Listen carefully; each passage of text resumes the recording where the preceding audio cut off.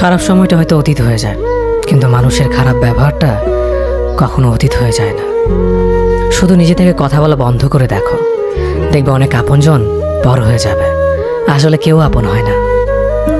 যারা তোমার ক্ষতি চায় তাদের আঘাত করবে না, তাদের সামনে একটু হাসি মুখে বাঁচবে।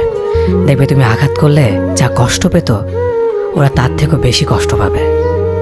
যত মিশবে ততই মানুষ চিনবে, অভিনয় যে কত প্রকার হয় তা বুঝতে পারবে। সবাইকে তোমার সত্যতা জানানোর দরকার নেই, যে যা ভাবে তা নিয়ে সমালোচনা করতে দাও। বেঈমান মানুষগুলো কখনো অপরিচিত মানুষ হয় না, খুব কাছের মানুষগুলোই বেঈমান হয়। মানুষ চেনা শুরু করলে এমনিতেই বন্ধুর সংখ্যা কমে যাবে, এটাই বাস্তব।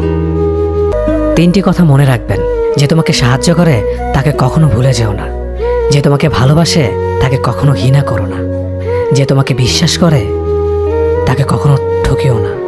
ধোঁকা একজনেই দেয়, কিন্তু বিশ্বাস সবার উপর থেকে উঠে যায়।